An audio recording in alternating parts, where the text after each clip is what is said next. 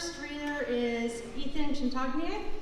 His latest publication, his first book, came out recently, and it's a collection of short stories that it makes you think that Ethan has gone through many, many lives. He knows his characters so well that you're just amazed that one person put this together. At times it feels like memoir, and then you think, oh, this is fiction, this is amazing. So I hope that you enjoy it as much as I did. Please welcome Ethan to the stage.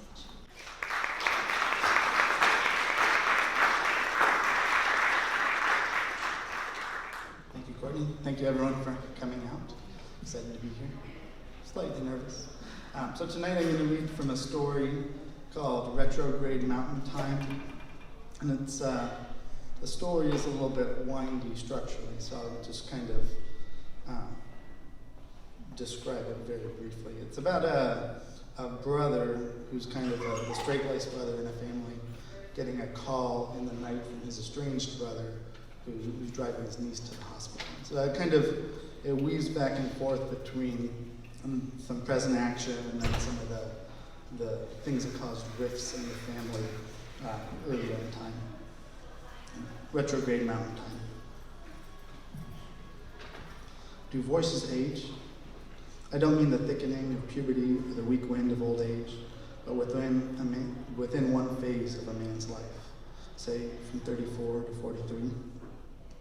I was asking myself this question as I quietly stepped down the hallway, past the girls' rooms, taking a call in the dark from a Tahoe area code, which meant someone from the past. In the bedroom, it was a voice whose familiarity could not be matched to memory. In the hallway, I was fairly certain it belonged to my brother Rick, though the voice was babbling, and Rick was not one to babble. In the kitchen, turning on the little light under the microwave that usually only Denise used, I was sure. Both because I heard enough that I could filter out what I thought was a little extra graveliness, a little more suggestion of beef or scroll, to turn it into the voice I used to know. And because now he was saying, it's Shasta, Bill, it's Shasta. Shasta was my niece. Shasta was his daughter. Through his hysterics, I gathered she'd been stabbed in a bar and he was rushing her to Barton Memorial down in South Lake. As soon as he said this, it was like I was watching a live feed. I knew those roads so well, I could see his truck weaving down them, his headlights making the trunks of the conifers reel in the night. The lake just made an empty blackness at this hour, except where the lights of Reno glimmered off the far side of it, like a smear of impressionist paint. I knew exactly how fast you could take those turns without veering across the narrow shoulder and tumbling down the mountain into the lake. Though this was more a memory of that knowledge than a knowledge of earnest. I could see his truck, the shade of matte great blue that could only be produced by age, its brake lights flashing red when he felt he'd hit a turn too fast. He likely had a new truck by now, but what could I see other than what I knew? I saw my brother as he was 9 years ago. Had he shaved his beard in the interim, or trimmed it, or done anything to demonstrate that he, rather than it, was in charge? I'd seen Shasta 6 years earlier at her 8th grade graduation. She was 14, and I still imagined her that way, which managed not to chafe my mental image too much, because at that age, her body was already exploding at a rate any father of daughters could only describe as dangerous. My own girls were developing more patiently and into more refined silhouettes, and I've never been able to rid myself of the silly notion that choices I'd made had influenced this, the mortgage, the life insurance, the college funds. But buttoned-up uncles have a special affection for their wild-hearted nieces, just as wild-hearted nieces have a soft spot, or just as wild-hearted uncles have a soft spot for their honor roll nieces. I'd felt I could talk to Shasta as an adult. She had the bearing of one. She spoke to me as if she were one, as if her education in all things, abbreviated though it might be, was completed. I'd expected to hear about some boy with a skateboard or a guitar or hair in his eyes. Instead, she told me that she wasn't a mountain girl. She wouldn't do what her dad had done, wouldn't stay. She was a beach girl, she said, and she would be a beach woman once she had her diploma.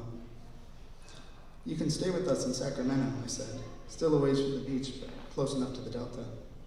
She scoffed. I'm talking Santa Cruz, Santa Barbara. Santa something, I said. Exactly. She didn't realize that in her choker, in her too-tight t-shirt and heavy eyeliner and sturdy shoes, she looked like the very picture of a mountain girl, and that by claiming to be destined for the beach, she was only cleaving tighter to the norms of the girls who stayed. She'd spoken her intentions so confidently, I believed her in that moment. Though driving back down into the valley, I knew better. If I had thought of her in the past few years, I would have been able to predict she'd spend her Saturday nights in one of those washout bars that served anyone over 18.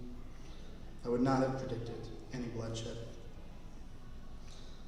What happened? I asked Rick. I'm applying pressure. What else should I do? Is the knife still in the wound? No. Do you think it might have hit a major organ? Can you listen, Bill? It's 4 or 5 slices, high up on her thighs. Jesus Christ, I said. Where was he trying to stab her? He let silence be his answer, the first moment of quiet since I picked up the phone. For a moment, I was back at the kitchen table, my eyes fixed to the microwave in a way I hadn't realized. How do I know if he got the femoral?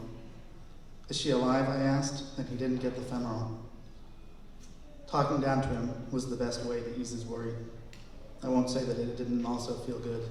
I won't say that I didn't want him to be thinking that his daughter would have been better off if it were me in the cab instead of him, that I had the skills to properly assess the wounds, that if I had concerns about her bleeding out on the drive, I could have put in some emergency sutures with the fishing line in his tackle box and some sterile alcohol. In truth, so long as no major arteries were cut and they were doing a decent job applying pressure, I was more concerned about her going septic from whatever might have been on the blade, whatever might be on the towels or rags that were handy in Rick's truck. Doubtless, he knew, without asking, that my own daughters were sleeping soundly in their beds, that if they stayed up past 10 at all, it would be to read surreptitiously under the covers, that even when they reached Shasta's age, there was no way they'd spend their Saturday nights down in piss beer at bars populated by middle-aged men trying to drink enough to crack themselves open. I heard Shasta moan long and mournfully, and there they were again, my brother from 9 years ago, my niece from 6 years ago, winding along the side of the mountain with white towels in her lap, a red penumbra spreading across them, the thighs of her jeans already saturated with blood, looking like something from a Catholic horror film. I saw her elbow thrown across her eyes, like someone trying to nap on an airplane, less because of any physical wounds than to avoid interacting with her father. I saw the part of her face you see beneath the superhero's mask, her jaw set with emotion, laced with tears, white from the loss of blood. How's her color? Pale. Gray at all? Blue? Just pale. That's good. He was at least a half an hour from the hospital. There was not much else I could tell him. The situation was sounded as stable as it could be for an injured person riding through the dark in a dirty pickup. But he didn't hang up, so neither did I. I forgot to mention before I go into the next section. Is it okay if I swear a little? I swear a little. All right, I'm going to swear a little.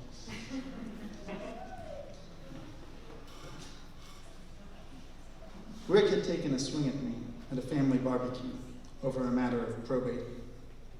When our father died, the whole of his estate was his cabin in Tahoe, which had been our vacation home before the divorce, and his only home in the years after. Rick had wanted to take over the house, but of the $150,000 he needed to buy me out, he had about $5,000. Our mother, who had lost the Sacramento house after a banker boyfriend had talked her into a host of ill-considered investments, was working as a waitress in Truckee and getting older. She could move out of her apartment, she and Rick could share the house, it would be good for the family. Good for the family mattered to me. But I still had loans from my physician's assistant school, and Denise and I were still upside down on our mortgage. We hadn't even started our 529 plans for the girls.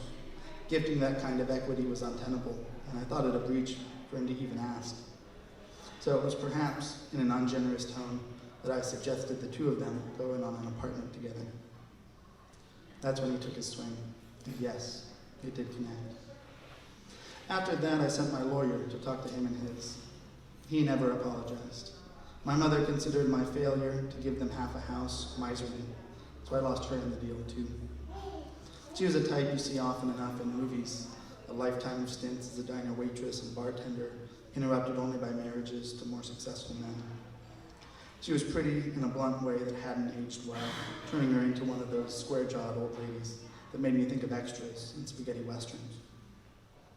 Shasta's graduation party had been at my mother's apartment complex. Hot dogs in the park-style grill boxes poking up around the pool.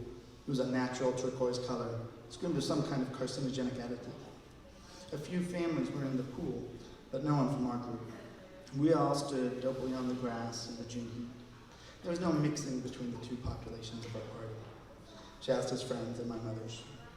I'd come to see Shasta, knowing Rick was off in Goose Lake near the Oregon border, seeing about a used boat. I didn't want to see her tumble into a family rift she'd played no part in creating. My mother made a few crossings to offer the girls ruffles from a melamine bowl, but she knew where her tribe was. I was stuck between the two. My mother didn't come talk to me, and I didn't go talk to her.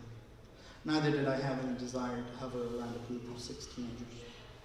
Shasta finally resolved my dilemma by deserting her friends to talk with me a while. She held her bottled Coke, the way men held beer bottles at patio parties, with a thumb and 3 fingers, nonchalant, elbow bent to keep it at hip height. As if it were a microphone she might soon need to speak into. She was more practiced with the real thing, I suspected, from parties in which her grandmother wasn't looking. And the way she pulled up next to me, rather than facing me, so that we were looking out together at the kids half submerged in the industrial solvent-colored pool, made me worried she might light up a cigarette. "How's Denise?" she asked.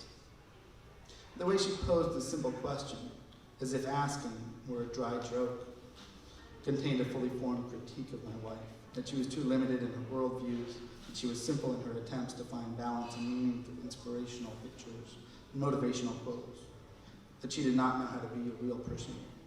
Shasta, even in her elementary school years, had now bought into the pleasant and extremely mommish way Denise tried to lead her and the girls through activities. She perhaps thought there was something dishonest about that kind of acting, that it was concealing a void, that it was a sheet of wrapping over no gift. It was certainly not an act that Rick ever put on, and so must have seemed terribly insincere by comparison. I was, of course, familiar with the dirtier dark jokes Denise made after bedtime, and caught the jokes she lobbed over the girls' heads, jokes neither they nor Shasta realized existed. Even disagreeing with Shasta's critique, though, I caught the knowing wink of her question, the one hiding in every TV advertisement. "You get it." "You know," I said, doing lots of fun activities. My mother visited the girls again with a bowl of Chex Mix. She did not come to Shasta and me, but she did look at me passively, as if she might be trying to identify some realtor she'd seen on the shopping cart ad. Shasta nodded at her and told me quietly, "Susan's the type of lady who's always thinking about poisoning people's tea, muttering that she could do it if she wanted to. Nobody would stop her." "That's awfully judgmental," I said, but not necessarily inaccurate. I prepared myself for some unkind question about my daughters, but instead she started talking about herself. She was a beach girl, she said then. Kids who stayed up here didn't care about knowing anything. It was too easy to grow pot in the national forest lands, to teach summer people to jet ski and winter people to snowboard. Everyone said the drinking water up here was laced with something, and that was why even people who didn't smoke seemed stoned all the time. To save your brain, she said, you have to escape. "How were your grades?" That's how I got out. Here's a question I didn't ask. I remember thinking that kids have no idea how simple their trajectories really are, how easy they are to trace. A token resistance to the lifestyle up there was just part of the lifestyle up there. The ones who never talked about getting out were the only ones who actually did. And this girl, who was worrying about her brain, had been a truant since the 4th grade. I'm sure she used wadded up worksheets beneath the kindling of her campfires. A little scholastic prodding from an uncle. How much could it do when her father didn't even read her report cards? I could have guessed that she'd stay, that she'd drink beer in the woods and fail classes at the community college, going out to bars at 19, getting stabbed in the crotch. Well, that's more than I anticipated. Who did this? I asked Rick through the phone. Was it a stranger? Some crazy person? Some white fuck who calls himself Indian Steve. The bartender called him her ex-boyfriend. Guy is almost my age. I thought I could hear in his voice that he still had his beard, that his voice had to travel through it. Crazy? I don't know. Crazy if he doesn't leave town or blow his fucking brains out. Big guy? Little guy. Jumpy. Got a black mole right in the middle of his forehead I'm going to use as a target. Wait, Steve Hillenbrand? He was my year. Hope you've got a funeral suit then. No one liked him then either. He had trouble getting people to take him seriously. Something like a snort came from the wet beard. He tried to get everyone calling him Indian Steve, Rick said. Most just call him Asshole Steve. Sounds about right. Time I'm done, they'll call him Colostomy Steve. A long moan with a sort of honking quality came through the receiver, like a goose mourning.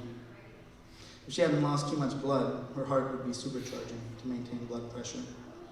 The arteries of her neck would be rearing up like garden hoses, struggling against the choker she was almost certainly not wearing, but that I couldn't picture her without. I saw the usual sunny gleam of her tan wiped off the pale base beneath it. Hey, Rick, put your hand on her forehead. What's her skin feel like? Hot? Clammy? About like a fish fillet. Obvious question, I said. But you're driving as fast as you can. And that's where I'll stop tonight. It's not the end of the story, but I'm incapable of writing anything short. So I'll stop there. It seems like I figured my point. All right, thanks, everyone.